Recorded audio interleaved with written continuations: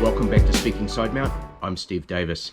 Well, in this monthly update, I have just some great information to share with you, and I'm really excited to come back from an amazing dive trip to the Mikhail Lermontov wreck at the top of the South Island, Marlborough Sounds, one of New Zealand's greatest dive wrecks. Now, the history behind this particular shipwreck is absolutely amazing. It's full of controversy, full of conspiracy theories, and I'm going to tell you a little bit about that.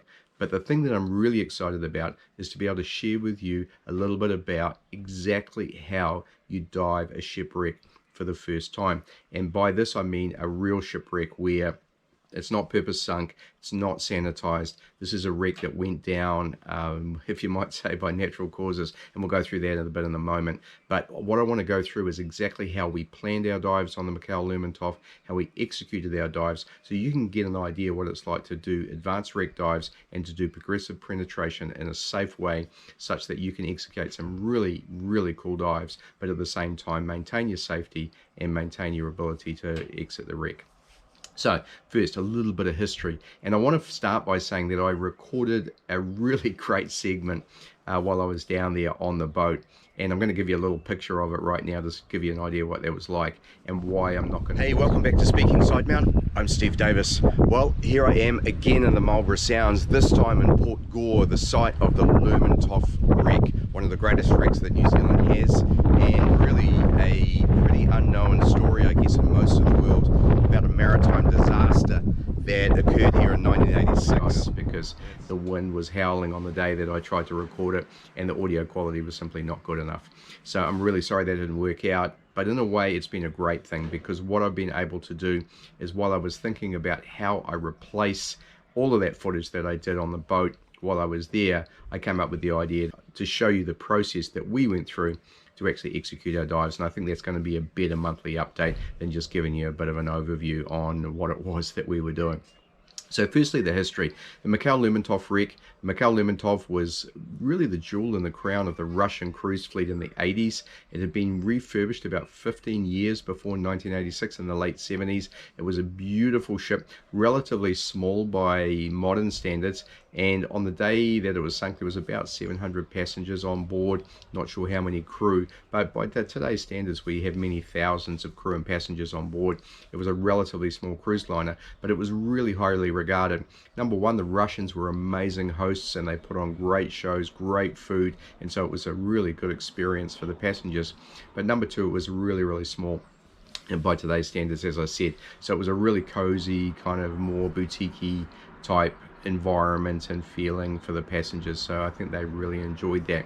Now in 1986, the Mikhail Lermontov had gone to Australia and it was cruising around New Zealand, had gone to Marlborough Sounds, had berthed in Picton, and the Picton pilot, or the Marlborough Sounds pilot, Don Jameson, had taken over the control of the ship to exit Marlborough Sounds, and it's a really tight navigation area being called Sounds. There's lots of bays and inlets and fjords, if you like, so it is tricky navigation. So it's quite usual for a captain of a ship to hand over control to a pilot who has local knowledge, who will navigate the ship out of that region. And so Don Jameson had control of the ship. From all accounts, there was a lot of talk about how close he was taking the ship to the shoreline. Not unusual in the Sounds, but it did seem a little bit unusual just exactly how close he was going. And then he made a fateful decision to take a cut through Cape Jackson between a lighthouse and the land, through which there is a really, really narrow channel. Now, if you just look at the dimensions of the ship and the dimensions of the channel, it was possible for the Mikhail Lermontov to transit through the passage at Cape Jackson. However, you only had to be a few degrees off course or a few meters one side or the other to strike rocks, and that's exactly what happened. So as Don Jameson took the Mikhail Lermontov through Cape Jackson, the ship struck rocks on the port side. It tore a gash in the port side that covered 3 watertight compartments. Ships are designed with bulkheads or walls that separate different compartments to create what's called watertight integrity, so that if a compartment floods, the ship can withstand that. However, withstanding 3 different sections becoming flooded is very, very difficult for any ship. And so it proved for the Lermontov. Once it struck rocks, the captain immediately took over, tried to save the ship. He took it into Port Gore, tried to beach it. Meanwhile, a mayday was issued, and so ships came to investigate. The mayday was actually cancelled, which was really bizarre. But as the ships came and saw the state of the Lermontov, they knew that she was in deep distress. So they came and executed an amazing rescue, rescued all of the passengers, all of the crew, except one. Russian engineer was lost. To this day, he has not been found. And again, the conspiracy theories around this and a whole lot of other aspects of this wreck still pervade to this day. So there was stories of him leaving the ship before it got to Picton, and so basically jumping ship and disappearing. And so that's possible. It is much more likely he's on the ship somewhere. He's never been found, and given, as I described, the state of the ship today, it's probably unlikely that he ever will be, if that's the case. So pretty interesting there. There's a lot of theories also around what Don Jameson was doing. Let me just finish the story on how the ship sank though. So the captain tried to run it aground and beach it so that the ship would be there and stable so that the rescue could take place. He achieved that to some degree. All of the passengers and crew were taken off. However, the ship slid back down from the shoreline and sank, eventually resting on its starboard side in 37 meters of water. The port side is about 15 meters. The water in Port Gore, relatively cool, about 13 to 16 degrees. In the winter, 12, 13. In the summer, 16, maybe 18. So relatively cool. And also the visibility not great. There's a lot of plankton, a lot of silt, a lot of particulate matter in the water. So it's generally not great visibility. I'll describe more on the dives in a moment. So the conspiracy theories. So the questions were, what the hell was Don Jameson doing in trying to take the ship through that passage? And there were a lot of theories. Peter Batchelor, a contemporary of mine in the Navy who was on the Naval Patrol Craft HMS Topo, basically proposed that perhaps he was trying to do some kind of hero run and take a ship through a gap that no one had ever done before. There was certainly stories of Don Jameson having been drinking earlier in the day. There was stories of him being super tired and under an immense amount of pressure and workload. However, there was a court of inquiry after the sinking. Don Jameson was found to be culpable for the sinking of the wreck. However, there was no consequences to that whatsoever for him personally. I'm not sure whether he lost his job, but there wasn't any prosecution or anything whatsoever. And in fact, the Minister of Transport at the time, the Right Honourable Richard Prebble, sealed the documents that came from the Court of Inquiry, and so much of it was found to be top secret and could not be released for 50 years. And given that it's only 34 years ago, we still to this day do not know some of the information that was revealed during the Court of Inquiry. So it is such an amazing story for this shipwreck to be so close to land, so accessible, so amazing in terms of the fact that it's a cruise liner, and yet we really don't know what the hell happened apart from the fact that the ship hit rocks at Cape Jackson and has sunk in Port Gore. So that's a little bit of the history on the Mikhail Lermontov. I'll put a couple of links in the notes for this, so you can research that if you're interested to know more. So how did we come to be there? Well, a good mate of mine, Pete Mesley, runs Pete Mesley's Lust for Rust. He specializes in expeditions or excursions that are wreck diving focused. He also does some big animal expeditions as well, but Pete's really known as a wreck diver, and he is genuinely in the elite level of the world's wreck divers. He's dived the Britannic, he's dived many of the shipwrecks in the Solomon Islands, Truck Lagoon, Bikini Atoll, Scapa, and you name it, Pete's been there. So he is a really genuine wreck diver. He's also a cave diver, but I think he'd be the first to tell you that he's a wreck diver first. He's a great guy, a good friend of mine, and Pete runs just the most amazing trips. And I'm going to do an episode on speaking Sidemount with Pete. He's not really a Sidemount diver, although I did do some training for him in Sidemount before he went to Sulawesi last year. So that was cool to try and show him the right way to dive, if you like, although he'll hate that. But the bottom line is he's a great guy, great diver, and runs the most amazing trips. If you ever get a chance to go on a trip with Pete Mesley, please do it, because you'll love it. Not only is it great for the diving, the dive execution, the safety, the methods through which he goes through, actually managing the trips, the gas filling, just everything is taken care of. But on top of that, all of the après diving is also taken care of. It's really important to Pete. He enjoys it himself. He's part of every group that goes, and so it's pretty cool to be involved in those trips, and I thoroughly enjoyed the trip below the water and above the water. Now, in terms of the diving itself, the Mikhail Lermontov's an immense wreck, and so when you address a new wreck, obviously it's important to get the lay of the land. So the very first thing that I did is I asked Pete for some plans of the wreck. So I got the layout of the wreck. I had been there once before when I was a dive master, recreational diver. So I had a spin around the hull and the upper deck, and had been through a section called the Winter Garden, which is really one of the passageways or wastes along the side of the ship, which has glass walls, if you like, very open. I'd been in the Bolshoi Lounge, very easy penetration there. So I'd done that once before, but I really didn't know the wreck. So the first dive we went there, I was very fortunate to be paired with my good mate Dave Pierce. I was in the Navy with Dave. I've known him since the early 80s. We go back a long way. He's been a student of mine, but he's progressed his diving well beyond what I've taught him, and he's now a 100-meter CCR diver. Really, really good value. He's also advanced rec and is beginning some cave training as well. So he's done it and been there. So it was cool. So it was cool to pair up with Dave. We know each other well. We know each other's diving well. And so we sat down and said, what are we going to do? So our first dive, we did 8 dives. Our first dive, day 1, was just an orientation dive. So we went around the hull of the wreck. We went along the Winter Garden. I'll put some plans up so you can get a bit of an idea about where we went. We went into the Bolshoi, but just poked our nose in, had a little swim around, came out. So the concept of that first day dive was orientation. Find out where all the shot lines are. Find out where our path back to the surface, where we're going down, where we're coming back up. Start to look at openings in the wreck and orient ourselves to where we're going to go later on. Now, Dave and I, right from the very beginning, said, hey, we're going to go to one part of the wreck and we're going to own it.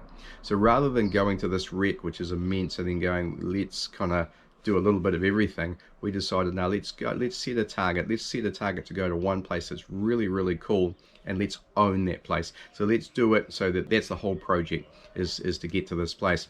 And we chose, number 1, to get to the Leningrad restaurant, which is 3 decks down, and then we chose from there to get ourselves to the cruise quarters, which is forward from there.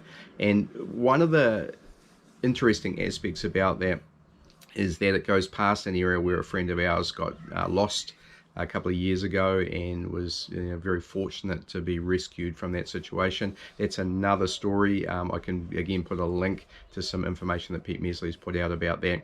So I thought that in itself is really interesting, to go past the space that our friend Daryl was lost in. But also the cruise mess itself is a section of the ship that's really deep in the ship. It's not very accessible, and it has very, very distinctive red chairs in it. So we would always know when we made it to our target. But the question now is how we're going to get there. And the barrier to getting to anywhere deep in the ship is the staircases, because they're kind of spiral staircases, or they go around as they go down. And the problem is, of course, the ship is on its starboard side. So when you're navigating a spiral staircase when a ship is on its side, it's a pretty disorienting thing. And so we would basically go into the ship, and we'd find our way to the spiral staircase, and then you have to kind of figure out how to navigate it, and I'll describe that some more in a moment. So our path was initially to enter the ship and go into the Bolshoi Lounge, and this is relatively easy. We go in through effectively a window in the side, which has been knocked out, and then we're descending down the wreck to starboard. And all of the tables are turned on their side, so they're these kind of mushrooms sticking out. And at the bottom, on the very starboard side, there's a set of doors that take us through into a section where the stairs are. So that was our first target, was to get ourselves down to the bottom and find this door. And that was relatively easy. And we tied off a reel to the bottom, one of the bottom tables, which did give us a direct access to the surface. So we were kind of, although we were inside the wreck, we did have a direct access to the surface from there, even though it was a fair way. So we tied ourselves off on a table and went through the door. Then we had to turn right, and then we're in the staircase area. And so if you imagine the stairs, as we turn right, we're actually just walking, we're going on to a flat section, which is basically the top of or the lobby, or the landing before you go into the staircase. And then if the ship was upright, you were going to go down. Turn that on its side, you're actually going to go up. So we're going up and back towards our right. Okay, so pretty interesting. And so you're going up and back, and then you're turning, and then you're going way and down. There's how confusing it is, right? Away and down. Then you come back to the next lobby. We have to go down 2 decks, and then we're going up and back, and then we're going down and back. And so as we did, so those two traverses of up and back, down and back, up and back, down and back, then we found ourselves onto the deck, which would give us access to the Leningrad restaurant. So pretty interesting. It took us a while to get our head around that. Bear in mind we're lining off in here as well. Bear in mind the ship's been in the water for 34 years, so there's a lot of degradation. There's a lot of it's fallen down, railings, stairs, you name it. There's crap everywhere. So we have to find out, number one, you've got to navigate yourself through, and you've got to orient yourself. So that was a really tricky part, and to be honest, the trickiest part. So once we learned the stairs, we got ourselves through the stairs, lined ourselves in, found ourselves into the Leningrad restaurant, then our first target was the piano. So across to the aft end, so again we're swimming aft now directly. We had a bulkhead which was the floor, we had a wall which was actually the floor or the deck, and then we moved ourselves along, and here was this beautiful piano, kind of degraded again, but it was very clear where we were because of the keyboard there. So super interesting. So we got really good view of that. We didn't have cameras with us at this point. We are learning the wreck. We're not taking photographs. We're being really careful about that. Then this next dive, so that dive was over, so we came back, we took our reel out, went out again. The next dive we laid our reel in again, and now our target was to find our way to the scullery kitchen door. And so to do this we had to go up a little bit from where we were in the middle of the ship where the stairwell was, up a little bit and through the scullery kitchen door, which again is turned on its side. There was some plates that have been positioned there. I hate that shit, but they've been positioned there, which I got a nice shot of. So that's great. And then we went through the door, across the kitchen lobby, and then we had to go down a little bit. Now on the next dive we dropped down, and Dave decided that he wanted to go to the starboard side again. It was a bit of a mistake. It wasn't part of our plan, and it silted out like crazy. So he dropped down, and as he dropped down I followed him. He was running the line, and as he was falling, silt was and shit was falling everywhere. So we were in virtually zero viz straight away. So as we got to the bottom I said, hey Dave, let's get the hell out of here. This is not the way we wanted to go.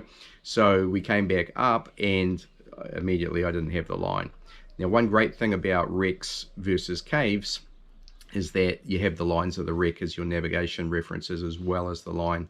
So all I did is put my hand on the bulkhead, and I knew I was going up, so I just followed the bulkhead up, and once I got back to the door there was the line exactly where I expected it to be. So it's one interesting thing between wreck and cave diving. While there's lots of similarities, there's also a shitload of differences, and you need to be aware that just because you're a cave diver doesn't mean you can dive wrecks any more than a wreck diver can dive caves. So that was pretty cool. What we did there, we tied the line off at that point, exited the ship, left the lines in this time, came out, and then on the next dive in it was my turn, and so I connected onto Dave's line and extended it all the way through along the kitchen passage and all the way to the crew's mess. We tied off there, we recognized the red chairs, and I tied that off at the far end or the forward end of the crew's mess.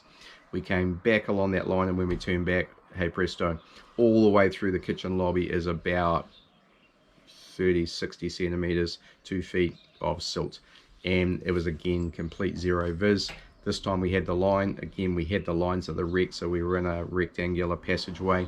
We just had to follow that out, but we had the line. We got out, and as soon as we got back to our little upward part, which is actually again a move to starboard, a little bend in the passage, we're able to find our way back to clear water and to our lines, and we exited the ship. So now we'd achieved our target. We'd gone all the way to the crew's mess, and we had our navigation in there and set. So now it was time. We'd been through the stairwell 3 or 4 times by this point, so we're starting to learn it really well. Now we can take some cameras. So Dave had a turn. He took his camera in and took some amazing photographs, and then on the next dive I took the video camera in and put in some of the video that you're seeing as part of this. So that was how we executed that dive. When we'd finished my video dive, we took all the lines out, and then we were done. Then we did a bit of exploring. We went to the engine room, really big space, had some exploring around there, went to the props, but we own that space. So now if I ever go back to the Lermontov, yes, I need to get myself acclimatized again, but the bottom line is we know the route from the Bolshoi all the way to the crew's mess, and we know it really, really well, having done 8 dives on it, and it's part of our knowledge of that wreck. When we go back next time, sure, we can repeat that, but equally we can now go and own another part of the wreck. So you can never do a wreck in 1 or 2 or 3 or 4 or 8 dives. It's really a progressive thing about learning it. I love the concept of owning a wreck rather than just having a cursory knowledge of it, and so that was really cool. I can't wait for my next time to go back there is an opportunity in December. Maybe that'll work out, but I'm pretty busy that time of the year, so we'll have to see. Thanks so much for listening to this. I really hope you enjoyed it. Hey, apologies for taking so long. As you know, I've been so busy and it's been even hard to get episodes out, but I've been working hard on that as well. So I hope you enjoyed this. I hope you enjoyed the little bits that I've edited in. Go and have a look at the Sidemount Pros YouTube channel, where I've got the video for this up there. You can see a bit of the après diving there as well. And if you're interested, when COVID's over, of course, and when you can travel again, check out Pete Mesley's Lust for Rust. Awesome dive excursions if you're into wreck diving or big animals. Thanks again, and I'll catch you in the next episode.